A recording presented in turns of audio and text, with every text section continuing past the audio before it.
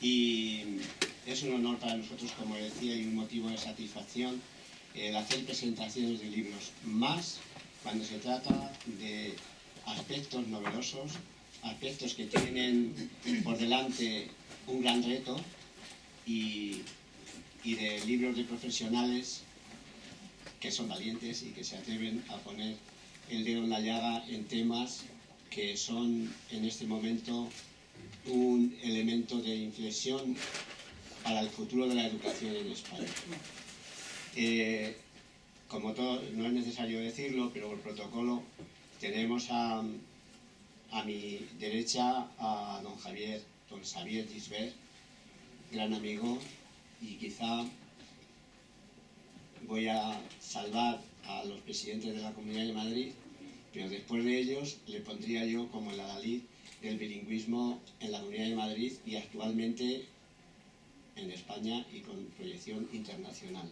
Tenemos a Virginia Vinuesa, autora del libro que hoy presentamos, que está por aquí, lo digo para la cámara, que precisamente, como decía antes, pone el dedo en la llaga en aquello que son el aprendizaje integrado de contenidos y lenguas extranjeras, o de más de una lengua.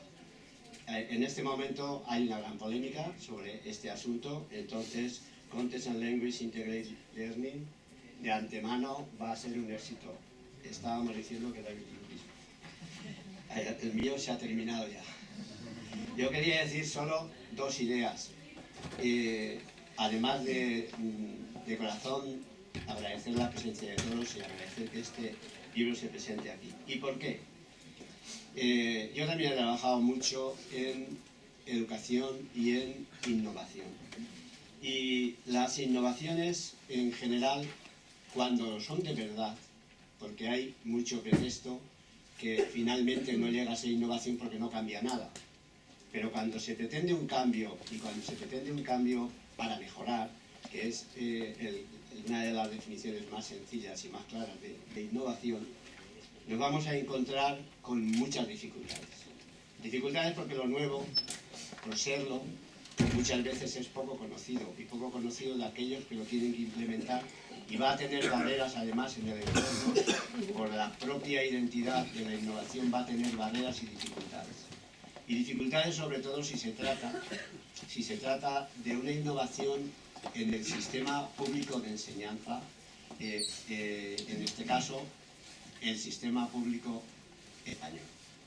¿Por qué? Porque el sistema es muy complejo, tiene una normativa muy prolija, muy compleja, muy farragosa, muy anquilosada, muy difícil de mover. Y si la innovación se sitúa, por ejemplo, en un aula, todo lo demás se queda como estaba, nos encontramos con que los progresos pueden ser rápidos. Pero cuando la innovación afecta a un aspecto estructural nos encontramos con una situación muy diferente. ¿Cuál? Pues que si se mueve un aspecto estructural, hay que mover todos. Y esos ya son palabras mayores. Hay que moverlos para consolidarlo. ¿Cómo nacen o cómo suelen nacer las innovaciones? Pues por regla general, en una situación un poco acunada, con unas circunstancias especiales, con un profesorado, en este caso, que se trata de profesores, motivado, un profesorado elegido, con unos centros elegidos, con una situación de voluntariedad, con una situación de privilegio que luego en la generalización no se va a dar.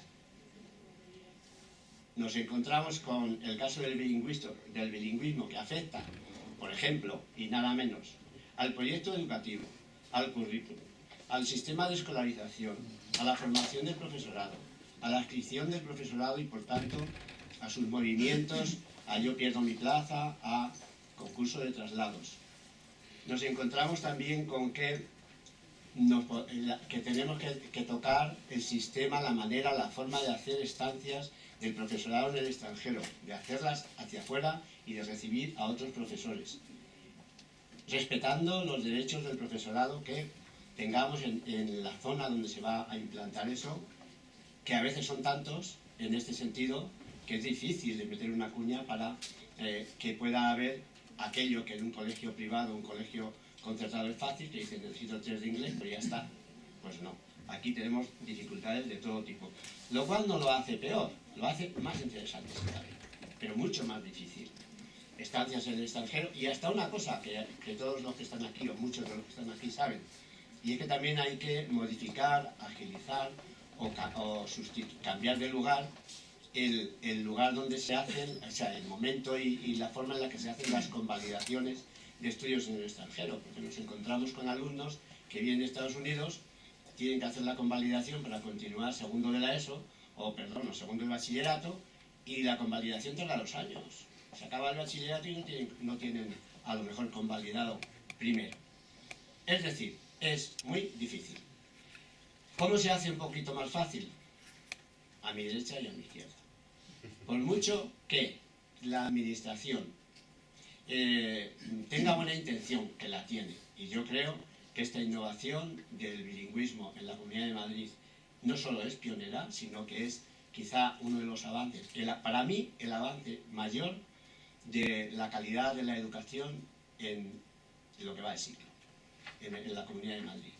Porque podemos tener una metodología mejor, un aula que funciona muy bien, un profesor excelente, pero cambiar todo esto que he dicho, que de forma paulatina se está cambiando para llegar a la consolidación, porque hay derechos de terceros. ¿Quiénes son esos? Los niños que han empezado en un centro de primaria bilingüe y que tienen que continuar en un instituto bilingüe. Y ya a lo mejor no me vale que el profesorado esté motivado en primaria, pero lo tiene que estar también en secundaria.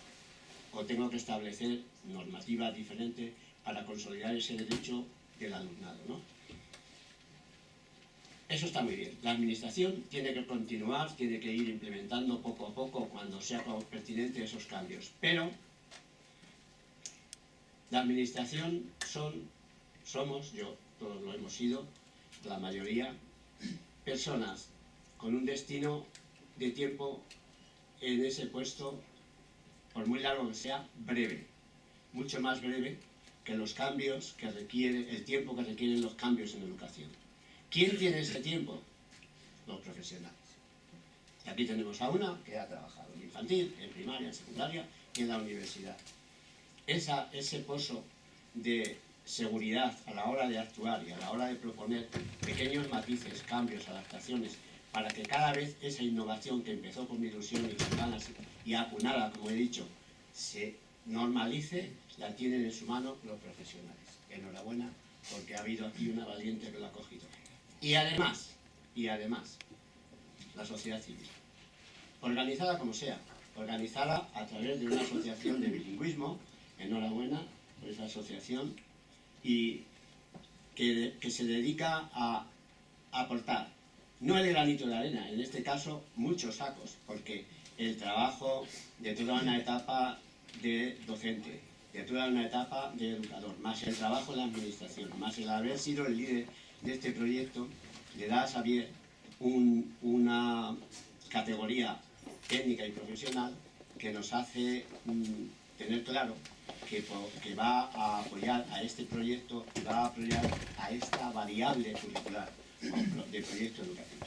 Por tanto, cuando yo decía al principio es un honor y una satisfacción, no lo decía en vano, aunque presentamos muchos libros, en este caso coincide que es muy sentido y yo creo que es una muestra de que el hecho que se esté presentando aquí hoy este libro es una muestra de que el bilingüismo en la Comunidad de Madrid goza de muy buena salud. Enhorabuena a nuestra autora Virginia Vinuesa Benítez, enhorabuena a Xavier Gisbert, y yo quiero pedir un aplauso muy fuerte para ellos para empezar.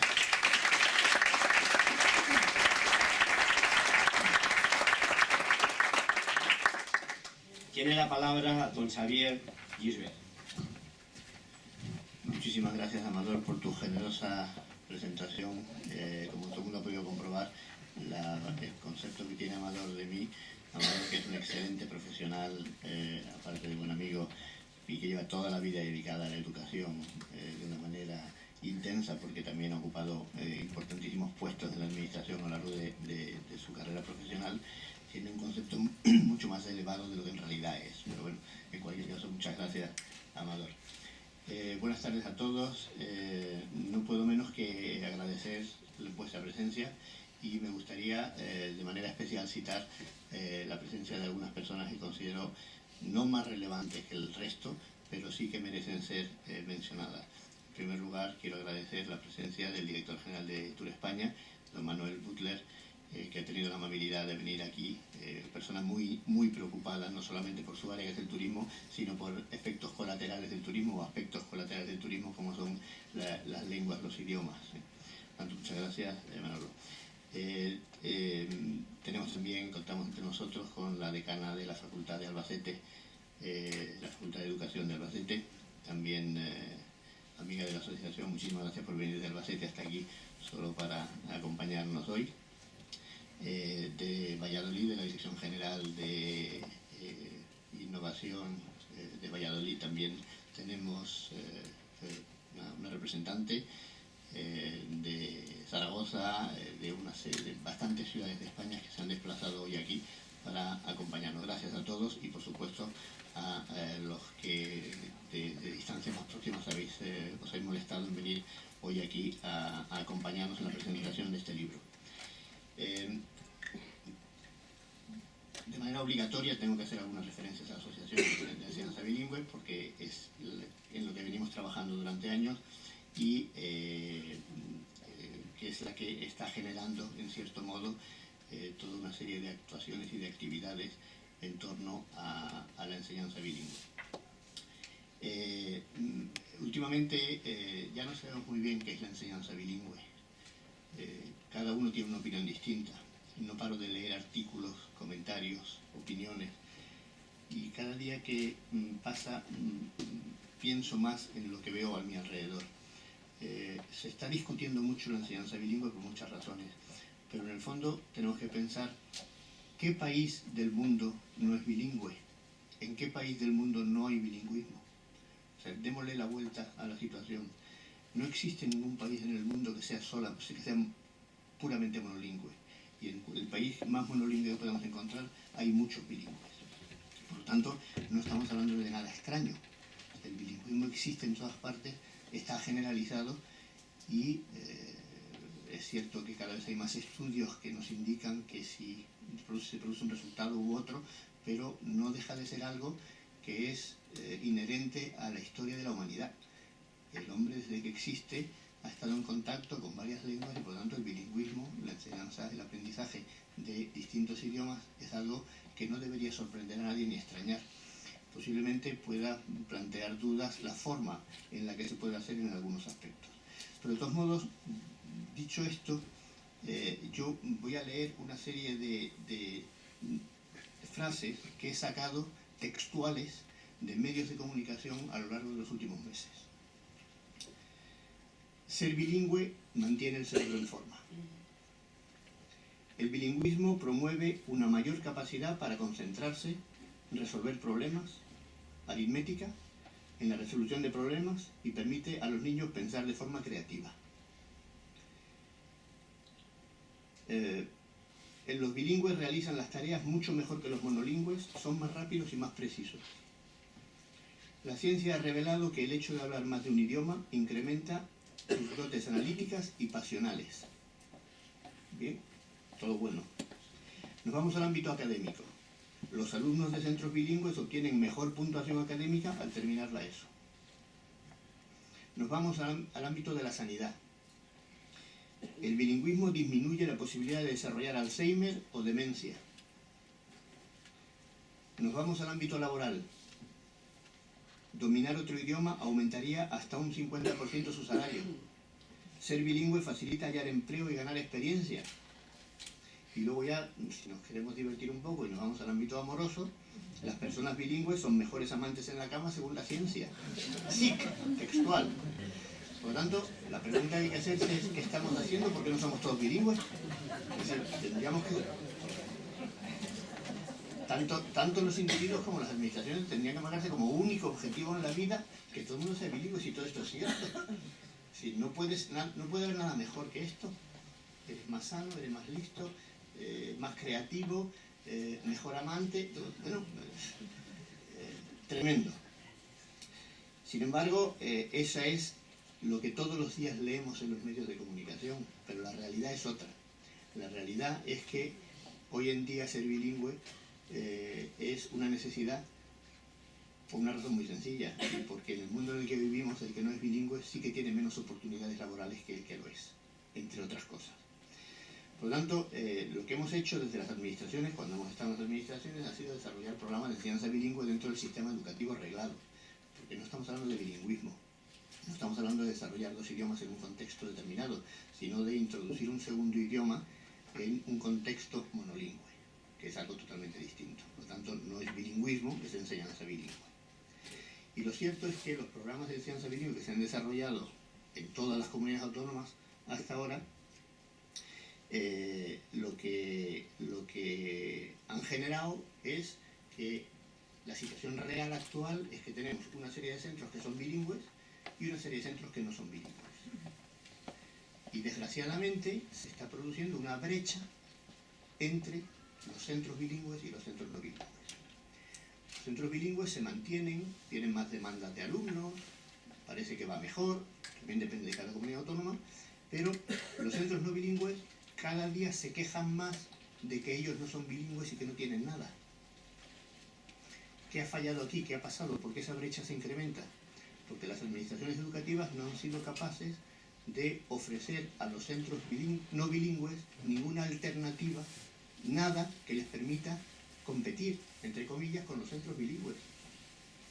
Porque los centros no bilingües no son más que los centros educativos que ha habido siempre, antes de crear centros bilingües, donde se enseña lo que se ha enseñado siempre. Por tanto, no es para quejarse, es para decir, es lo que teníamos.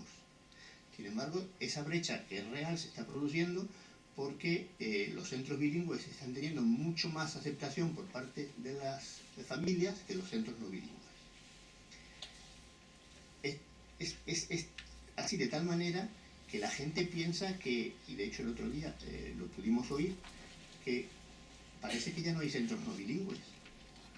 En la Comunidad de Madrid, sin ir más lejos, todavía hay más colegios no bilingües que bilingües. Y sin embargo, la impresión que tiene mucha gente es que no hay colegios no bilingües, que son todos bilingües ya, y que ya no se puede elegir, y que ya es no sé qué y tal. Entonces, esa brecha lo que hace es que está generando un malestar en el sistema, no ya desde fuera, sino dentro del sistema, entre los propios profesores. Por lo tanto, ¿qué tendrían que haber hecho las administraciones si hubieran seguido unas líneas normales de desarrollo? Pues haber ofrecido a los centros no bilingües otro tipo de oferta educativa que les permitiera, además de ser centros normales, pues tener una especialización en algo. Hubo un momento en el que se trabajó en el tema y se habló de la especialización curricular de los centros. Si se hubiera desarrollado, ahora mismo, si se hubiera podido seguir con ese proyecto inicial, ahora mismo habría centros bilingües, centros tecnológicos, centros de matemáticas, centros de educación física, centros de música, y cada centro vendería su producto, su especialidad, y todos están contentos. Pero como eso no ha ocurrido, ahora mismo tenemos una brecha real entre centros bilingües y centros no bilingües y no hay nada más. Por lo tanto, y esto lo digo porque es la presentación, la introducción al libro que se presenta hoy. ¿Qué hace ese libro? ¿Qué genera este libro? Pues algo muy sencillo. Luego hablaré del autor un momentito y de las causas, pero este libro lo que trata es de trasladar a los centros no bilingües la metodología exitosa, entre comillas exitosa, que se está aplicando en los centros bilingües y que está dando resultados. Por lo tanto, es una forma de ayudar no a los centros bilingües que ya tienen sus propios enfoques metodológicos y sus sistemas de trabajo, sino intentar utilizar esa metodología en centros no bilingües para enseñar inglés. Tiene unas ventajas en el sentido de que los profesores que lo van a aplicar ya son especialistas en inglés, con lo cual casi vamos a descartar el idioma, y eso se va a centrar más en el enfoque metodológico, en la metodología. Y esa para mí es el gran valor de este libro. Vamos a intentar, yo creo que desde la sesión se va a apoyar que los centros no bilingües puedan empezar a desarrollar metodologías que les permitan mejorar sus competencias lingüísticas sin que el centro tenga que ser bilingüe y por tanto ofrecerles algo más. el objetivo de la Asociación de Enseñanza Bilingüe, por supuesto, es defender la enseñanza bilingüe, pero también contribuir a la mejora general de los niveles lingüísticos de todos los alumnos españoles. Y este libro surge porque Virginia Vinuesa lleva bastantes años. La idea no es suya, la idea no es de nadie. Hoy en día todo existe, siempre alguien ha dicho algo. Las ideas no son únicas ni completas, sino que son cosas que se van oyendo aquí y allí y se van juntando. Virginia Vinuesa lleva hablando de este tema desde hace ya, no sé, 4 o 5 años, con la idea de que la metodología o el enfoque CLIL podría aplicarse en otros centros, tal. He leído cosas por ahí también hace tiempo, pero ha sido una obsesión para ella, ¿no? Y entonces lleva años trabajando y aprovechando su experiencia ahora en la universidad para seguir trabajando y avanzando en este proyecto. Y lo que nos presenta hoy es cómo aplicar una metodología de éxito en los centros bilingües, en los modelos bilingües, en centros no bilingües. Yo creo que esa es la clave de este trabajo. Evidentemente de la autora poco voy a decir. Virginia Vinuesa, como bien ha dicho Amador, es una persona que lleva también muchos años en la educación, ha trabajado en todos los niveles educativos, tiene gran experiencia nacional e internacional en enseñanza, en formación, etcétera, etcétera, y creo que no debo extenderme ahí, porque lo importante no es lo que yo pueda decir, sino lo que nos pueda contar ella. Por lo tanto, mi interés consistía en dejar muy claro, repetir e insistir en que de lo que se trata en el fondo es de trasladar a los centros no bilingües las metodologías que funcionan en los centros bilingües. Y con eso contribuimos entre todos, si podemos, a mejorar la enseñanza bilingüe. Muchas gracias. Muchas gracias, Javier.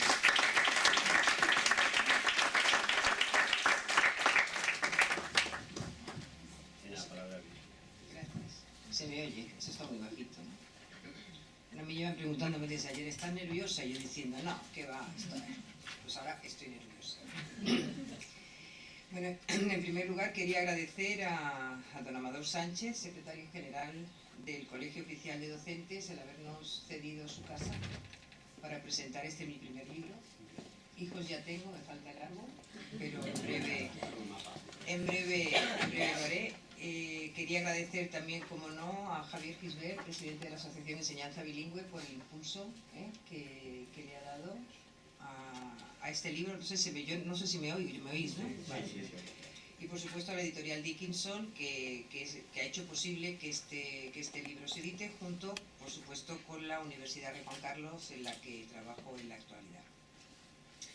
Bueno, yo un poco para empezar, aunque ya han dicho algunas cosas de mí, no muchas, llevo muchos años, soy mayor, no os voy a decir cuántos años tengo, y lo que sí propondría es que aquel que no hable una lengua, que empiece ya, porque lo tenemos clarísimo. O sea, el que no hable nada pues lo tiene mal, Alzheimer, malísimos amantes, no van a encontrar trabajo, es decir, que yo creo que hay que empezar a estudiar las lenguas. Bueno, como han dicho tanto Amador como Javier, llevo más de 25 años dedicada a la enseñanza de los idiomas, de lenguas extranjeras y en concreto de inglés, y he pasado por todos los niveles educativos, de educación infantil, primaria, secundaria, ahora estoy en la universidad, lo que me ha dado una visión muy general y muy amplia de cómo se enseñan los idiomas en todas esas etapas, ¿no? Es cierto que la sociedad en general, siempre cuando pensamos en España, pensamos que, bueno, que los alumnos españoles no tienen, es decir, los españoles no hablamos idiomas, no tenemos un nivel suficiente, y esa percepción no es tal percepción, esa percepción es real, es decir, eso es un hecho. Y sobre todo cuando, aunque las cosas están cambiando poco a poco, pero es cierto que muchos alumnos llegan a la universidad después de 12 años de escolaridad y el nivel que tienen de inglés es muy bajo, y no sabemos por qué. Y eso es una cosa que me ha preocupado siempre, es decir, ¿cuáles pueden ser las causas reales para que estos chicos no lleguen a la universidad teniendo profesionales excepcionales como tenemos en las aulas? Es decir, con unos niveles de inglés altísimos. Siempre preguntábamos lo mismo, es decir, pero bueno, con lo bien que habláis inglés, ¿cómo llegan tan mal? Y entonces, bueno, pues como ha dicho Javier, llevo muchos años pues viendo a ver qué pueden ser las causas, qué es lo que puede pasar, y hay unas preguntas que todos nos hacemos.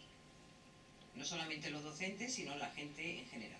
Es decir, pensamos, bueno, hay que ir al país donde se habla el idioma para que se pueda aprender bien el idioma. Las horas que los alumnos tienen en inglés durante la escolaridad no son suficientes para que alcancen unos niveles lingüísticos satisfactorios.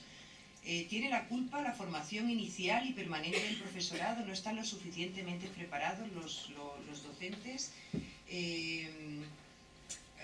O quizás un cambio en la metodología sería lo que produciría que realmente esos alumnos acabaran hablando bien, o sea, hablando bastante mejor. Tuve la ocasión de impartir docencia o de trabajar en el primer programa bilingüe que se implantó aquí en Madrid, en España, en el año 1996, que fue el resultado de un convenio entre el MEC y el British Council, y di clases en infantil, en niños de 3 a 5 años. Y lo que pude comprobar durante esos años es que la clave estaba para que los niños pudieran expresarse. La lengua meta estaba en una exposición significativa a la meta y cómo se impartían esas clases. Es decir, para mí la metodología o los enfoques que utilicemos a la hora de dar una clase, yo creo que son la piedra angular de la enseñanza en general. Y me vuelvo a referir a ese cómo. Es decir, nosotros normalmente en nuestras clases utilizamos pues, todos los días a diario una serie de metodologías, otras excepcionalmente, y algunas no las utilizamos nunca pues, porque no las conocemos o porque no nos sentimos cómodos o seguros con ellas, ¿no? Yo creo que en España en general durante muchísimos años se ha dado muchísima importancia a qué enseñamos y no cómo lo enseñamos. Es decir, el qué nos lo da el currículo. Es decir, yo sé lo que tengo que enseñar y cuando hablas con maestros y con profesores lo primero que te dicen es que yo no puedo hacer esto, yo que no puedo hacer un proyecto porque es que entonces no me da tiempo a cubrir el currículo, es que no puedo hacer esto. Es decir, y realmente, ¿cuántos de vosotros, maestros, profesores, llegáis a completar el currículo entero? Entonces yo creo que tanto el qué como el cómo son un tándem que tienen que ir juntos. Y que si los separamos, los objetivos que nos planteamos a la hora de enseñar no se pueden alcanzar. Es decir, es algo, el qué es importante, sabemos lo que tenemos que enseñar, pero para mí es muy importante cómo lo hago. Para llegar un poco hacia por qué he acabado yo escribiendo o investigando sobre este asunto, cuando se implantó el programa bilingüe de la Comunidad de Madrid en el año 2014, también tuve ocasión de participar en la formación de muchos maestros y profesores que iban a impartir o estaban impartiendo ya sus asignaturas en otra lengua. Y sabemos que la base de la enseñanza bilingüe es lo que se conoce con el nombre de CLIL o con el nombre de AICLE. Entonces yo empecé a investigar, empecé a interesarme muchísimo a ver cómo se hacía, qué era aquello. Y entonces, pues pensé, bueno, pues si esto realmente es un enfoque que ha funcionado y hay estudios que demuestran las ventajas de este enfoque, ¿por qué limitarlo sencillamente a los centros donde se hace enseñanza bilingüe? ¿Por qué no podemos utilizar este mismo enfoque, esta misma metodología para enseñar inglés, lengua extranjera, o para enseñar cualquier asignatura que queramos? Y esto ha sido pues realmente lo que me ha llevado, pues aparte de analizar, investigar y leer muchísimo sobre CLIL, lo que me ha llevado pues a publicar este libro. ¿Qué es lo que yo pretendo con este libro? Bueno, pues yo pretendo explicar de una forma sencilla y clara una cosa que a mí me costó mucho tiempo entender, y aquí está Rosalie Henderson, que discutíamos y qué es eso de la comunicación y qué es eso de la cognition y cómo se implanta. Es decir, una cosa que realmente cuando lees libros son difíciles de entender al principio. Es como cuando ves un estudio de estos estadísticos con 1000 cuadros y dices tú, bueno, debe ser genial porque no me he enterado de nada.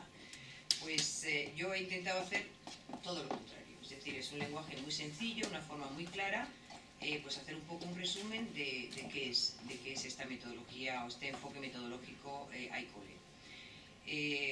Algunos ya tenéis el libro, pero bueno, os voy a contar un poco cuáles son los aspectos que yo he desarrollado en el libro. En principio, pues un poco hablar del origen del acrónimo CLIL, cómo surge y cómo evoluciona, como al principio se habla de aprendizaje o contenido integrado de aprendizajes y una lengua extranjera, y cómo a lo largo del tiempo la palabra lengua extranjera desaparece, ¿no? Y acabamos hablando de una lengua adicional, una lengua diferente a la materna de los alumnos, porque no se estudia una lengua extranjera per se, tal y como estamos acostumbrados a estudiar una lengua extranjera.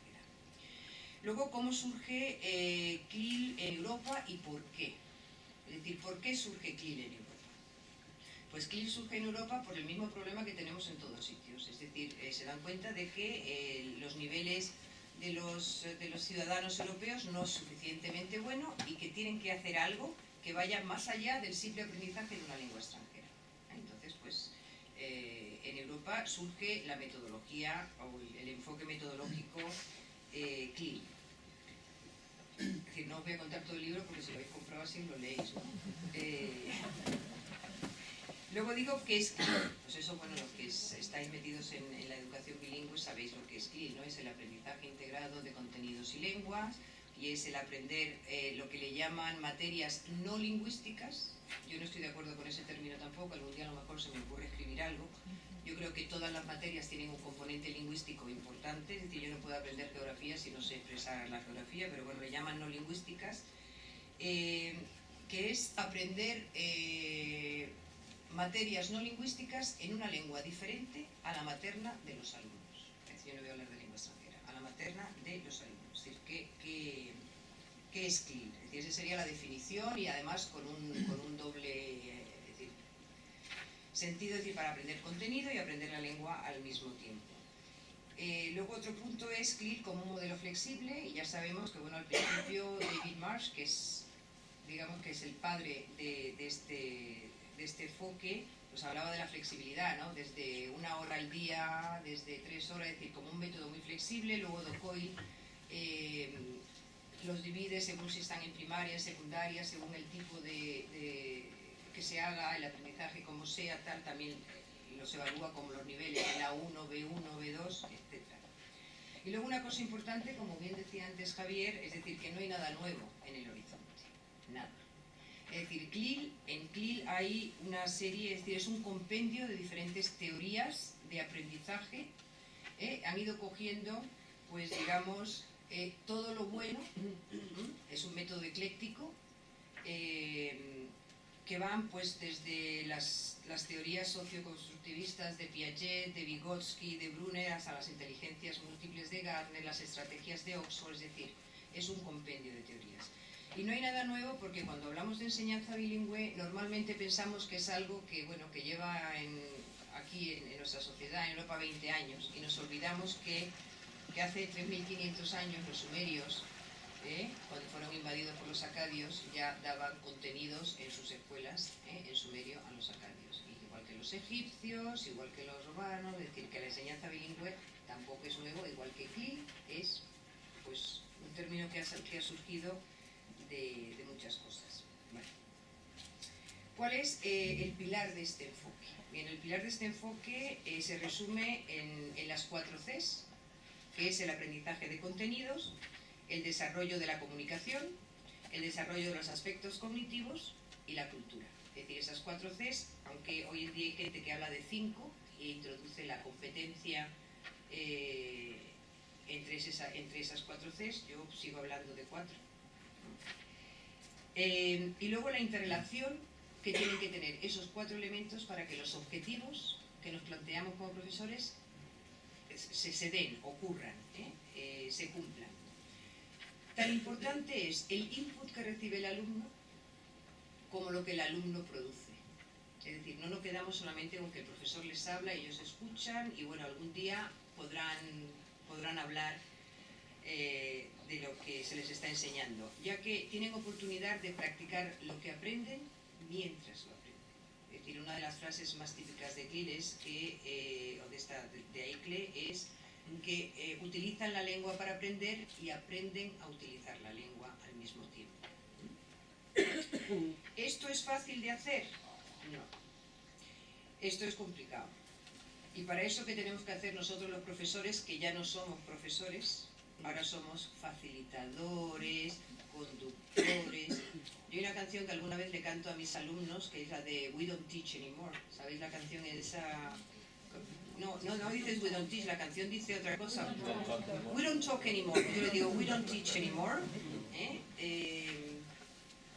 Y entonces, ¿qué tenemos que hacer nosotros como profesores? Es decir, nosotros tenemos que retar a nuestros alumnos, es decir, proponerles actividades que sean realmente retos para ellos, pero a la vez le tenemos que proporcionar una serie de herramientas y enseñarles una serie de estrategias para que ellos sean capaces de crear procedimientos que le vayan a permitir es decir, resolver problemas por ellos mismos. Es decir, ahí iríamos un poco a las teorías socioconstructivistas. Yo te enseño cómo haces una cosa, la haces conmigo, pero luego tú serás capaz de hacerlo solo. Otra de las características de CLIL es que no está basado en la gramática. Es decir, no es... Sí, todos hemos estudiado idiomas alguna vez, no sé, bastantes veces, ¿no? ¿Cómo están los libros? Es decir, tenemos el presente, el pasado, el presente continuo, el pasado, es decir, hay una progresión gramatical. En CLIL es el contenido el que va a determinar la gramática que vamos a utilizar. Es decir, si yo estoy dando historia, estoy hablando del pasado, pues yo directamente voy a utilizar el tiempo pasado. Es decir, yo me voy a olvidar de darle a los niños esas listas enormes de verbos irregulares para que se las aprendan de memoria. Otra cosa que es súper importante es la interacción. Es decir, si no existe interacción, pues lógicamente no vamos a aprender a hacer nada. Es decir, ¿cuántos de vosotros sabéis coser un botón? ¡Uy, qué pocos! Ah, no. ¿Sabéis coser un botón? Vale. Muy bien. ¿Y cómo habéis aprendido a coser un botón? Cosiéndolo, ¿verdad? Fenomenal. Mucha gente tiene bicicletas en casa y todos los días la ve y dice, joder, tengo que quitar esta bicicleta de la terraza que me molesta. Pero si no monto en bicicleta, monísima la bicicleta en la terraza. O tengo un piano, bueno, me queda el piano de cola en el salón, fenomenal. Y todos los días lo veo, le quito el polvo. Pero si no toco el piano, pues no aprendo a tocar el piano. Pues es lo mismo lo que pasa con las lenguas. Si yo no pongo en práctica lo que aprendo, nunca voy a aprender. Y eso es una cosa que yo le pregunto a mis alumnos. Es decir, ¿cuántas veces habéis tenido ocasiones de poner en práctica hablar en vuestras clases? Pocos levantan la mano. Entonces lo que conseguimos, lo que hemos estado consiguiendo hasta ahora es que el alumno hable de la lengua y no en la lengua. Tú le preguntas a un alumno, a ver, la pasiva, y te dice, sí, la pasiva se forma con el verbo to be más el participio pasado, fenomenal. Haz una frase en pasiva, y dice, uy, eso ya no lo sé. Entonces el alumno te habla de la lengua, pero no habla la lengua. Y lo que tenemos que conseguir es que el alumno hable en la lengua. Es decir, que pongan en práctica lo que aprenden mientras lo vayan aprendiendo. Es decir, esos serían los puntos que he tratado en el libro y finalmente, pues como la práctica es fundamental, yo he propuesto una unidad didáctica basada en esta metodología, o sea, basada en este enfoque metodológico en el cual se han tenido en cuenta pues esas 4 Cs. Tuve la suerte de cuando estaba haciendo la unidad didáctica de estar en contacto con Kay Bentley, que es la autora del libro Teaching Knowledge Test, el CLIL Module, es decir, el TKT. Y recuerdo que pues se la pasé pues un poco para que mirara qué le parecía y solo me dijo esto, me dijo, Virginia, you have given me food for thought. Eso fue lo que me dijo Kay y entonces pensé, bueno, pues aquí puede haber algo más. Hemos dicho que es el aprendizaje de contenidos a través de una lengua adicional. Cuando hablamos de contenidos siempre pensamos en geografía, historia, sociales, biología, bien. Pero el contenido no tiene por qué ser solamente eso. El contenido puede ser un tema general, que sea, que resulte interesante a los alumnos y que a la vez sea lingüísticamente apropiado para ellos. Yo para en este caso, para la unidad didáctica he elegido un género literario porque los géneros literarios son perfectos pues, para promover pues, desde debate, discusión, comparar, contrastar, hacer presentaciones orales, es decir, dan mucho juego. Y he elegido una fábula, bueno, he elegido las fábulas, hay muchas, porque las fábulas se pueden conectar con temas muy actuales. Por ejemplo, si yo os digo La liebre y la tortuga. ¿Con qué tema? Ahora os voy a examinar. A ver, ¿conocéis la fábula de la liebre y la tortuga? Bien. ¿Quién gana la carrera? ¿Por qué? Porque es constante, efectivamente, la importancia de perseverar para conseguir los objetivos. Pero por otro lado, en esa misma fábula, la liebre es un poco chula, ¿no? Y se ríe de la tortuga, ¿no? ¿Y con qué tema podemos relacionar eso? Por el acoso escolar. Es decir, son temas, son fábulas de un señor llamado Esopo de hace montones de años, pero que tienen una conexión con el mundo actual. Hay muchas otras que promueven lo que es la solidaridad, la importancia de ayudar a los demás, es decir, que hay temas realmente que son interesantes y que están relacionados con el mundo de los alumnos. Se han tenido en cuenta, por supuesto, las 4C y como es para una clase de inglés, se ha tenido en cuenta la gramática. Es decir, la gramática se estudia, pero se va a estudiar y se va a hacer de una forma inductiva. Es decir, yo no le voy a dar al alumno la regla y le voy a decir, abre la página 27 y hazme los ejercicios, sino todo lo contrario.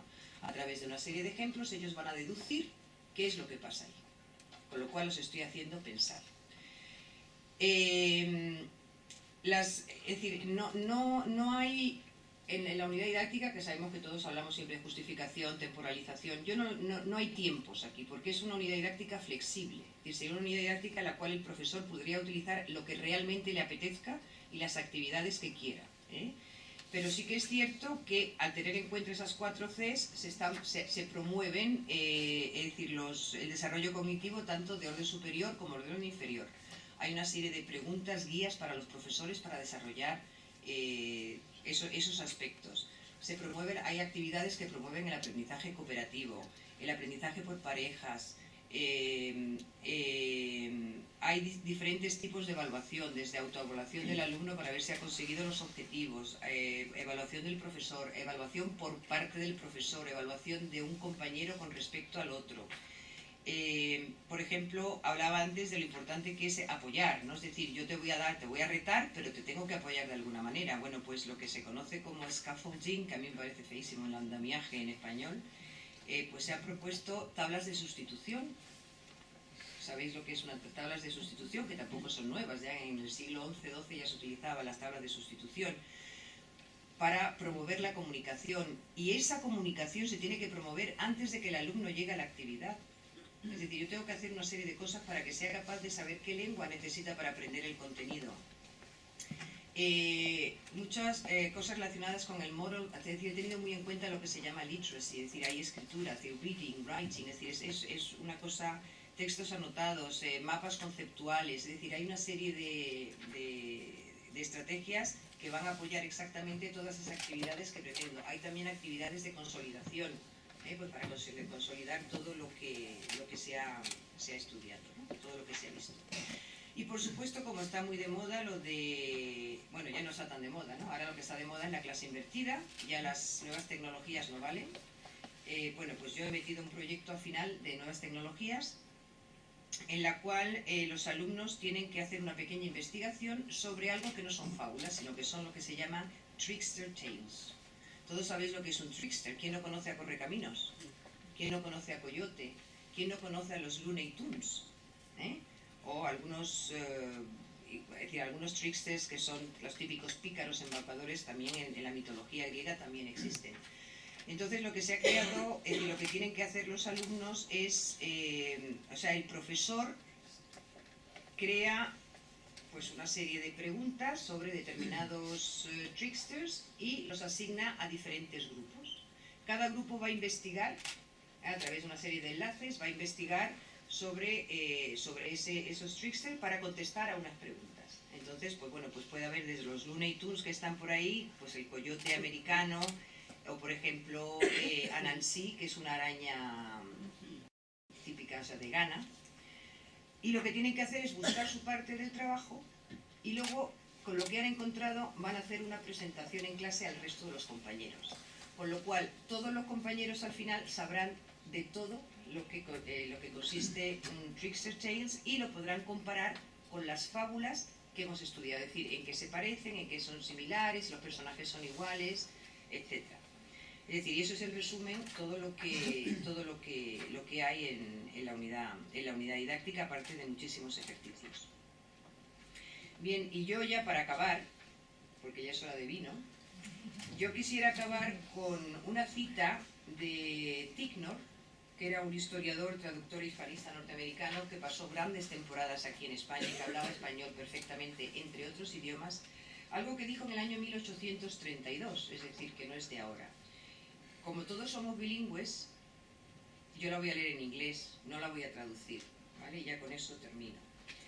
Ticknor decía, "The most important characteristic of a living language, the attribute in which resides its essential power and value, is that it is a spoken one. The main object, indeed, to which every other is sacrificed in the formation of a language, is to facilitate personal intercourse, to enable one human being, in the easiest and most direct manner, to communicate to another his thoughts and his wants, his feelings and his passions." Y eso es lo que tenemos que hacer si queremos contribuir a que el idioma inglés mejore. O sea, que seamos capaces de comunicar nuestros pensamientos, nuestras pasiones y todo aquello que queremos los unos con los otros en nuestros pensamientos. Muchísimas gracias por vuestra atención.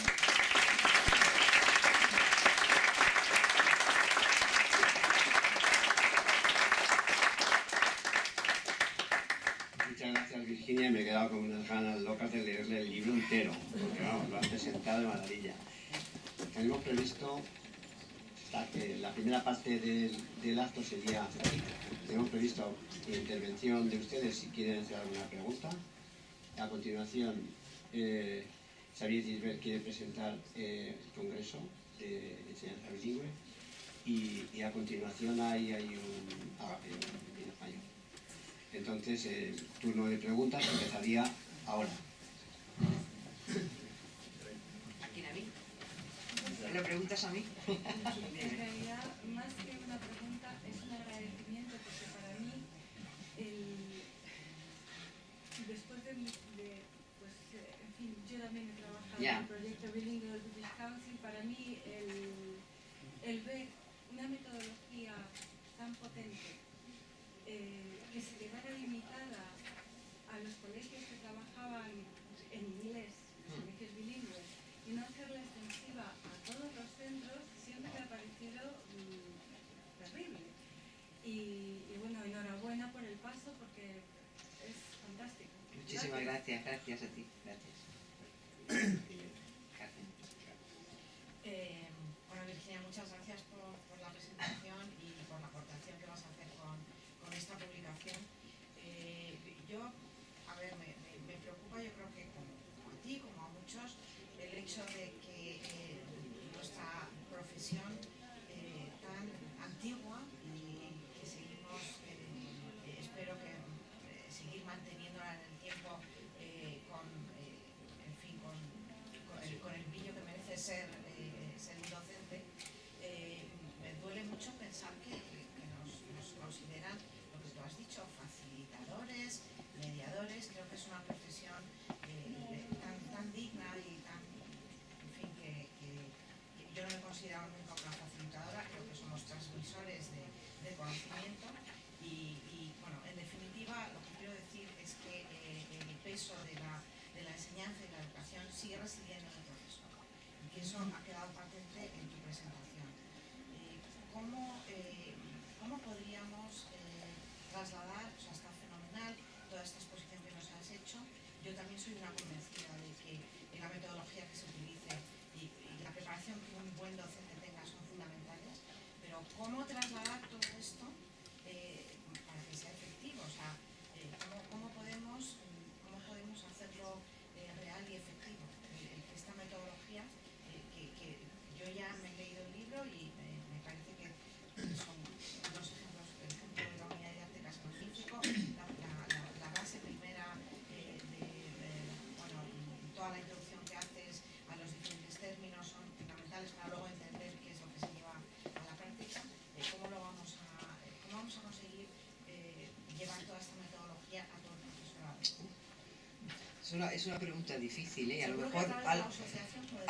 mejor no está solamente en mi mano, pero yo creo que de la misma forma que cuando se implantaron los programas bilingües, es decir, la administración se volcó en formar a ese profesorado que iba a impartir docencia en otras asignaturas y demás, yo creo que la administración es la que debe, es decir, hay que dar formación. Es decir, uno de los problemas que tiene la metodología CLIL es que no todo el mundo la entiende de la misma manera.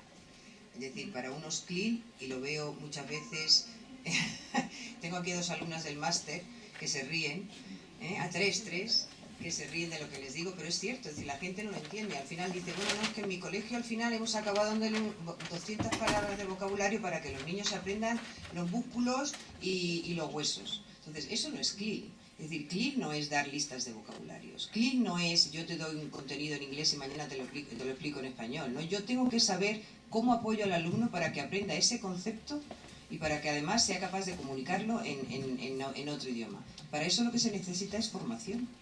Desde el punto de vista de las administraciones, interés por parte del profesor, de ver que realmente, que aunque es cierto que la primera promoción bilingüe ya está en la universidad y se notan cambios, es decir, realmente se nota, pero no sabemos cuánto va a durar eso, ahora mismo. Es decir, porque es el pico, ha subido y lo que no sabemos es lo que va a pasar a partir de ahora. Si eso va a seguir hacia arriba o va a ir bajando. Entonces la formación es fundamental. Y al profesor hay que darle herramientas y explicarle cómo lo tiene que hacer.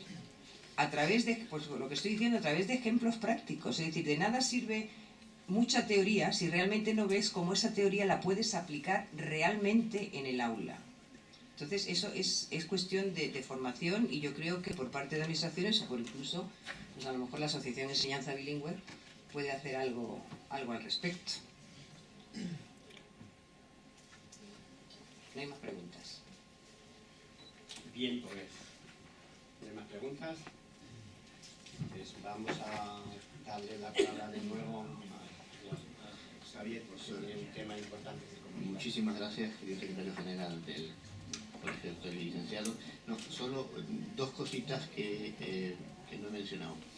La primera, que tenía que haberlo dicho y que Virginia también podría haberlo recalcado, es que este libro no se dirige solamente a una lengua, sino que es la metodología que se propone, el enfoque que se propone es válido para cualquier idioma. Idioma o incluso O asignatura. Se puede enseñar inglés, se puede enseñar francés, alemán, italiano o cualquier otro idioma utilizando este enfoque metodológico. Dato importante, la Asociación de Enseñanza Bilingüe no solo se ocupa del inglés. Si se ocupa en principio del inglés es porque es la lengua que se estudia por el 97 o 98% del alumnado en España, dejando el 1, el 2 o el 3% restante a todas las demás. Pero evidentemente estamos abiertos a abrir a enfoques y a la participación de cualquier programa bilingüe con otra lengua. Y eso es importante recalcarlo. Y el otro punto que se me ha olvidado mencionarlo, y quería haberlo metido como cuña en mi intervención, es que igual que el año pasado hicimos un congreso de enseñanza bilingüe, el 4º Congreso Internacional de Enseñanza Bilingüe, aquí en Madrid, en la Universidad Rey Juan Carlos. En el año 2018, el 5º Congreso Internacional de Enseñanza Bilingüe, CIEB 2018, tendrá lugar en Badajoz, con la Universidad de Extremadura. Tanto era solamente comunicarlo y que sepáis que próximamente empezaremos a difundir información sobre el Congreso Internacional que se celebrará en octubre, 19, 20 y 21 de octubre, en Badajoz. Muchísimas gracias.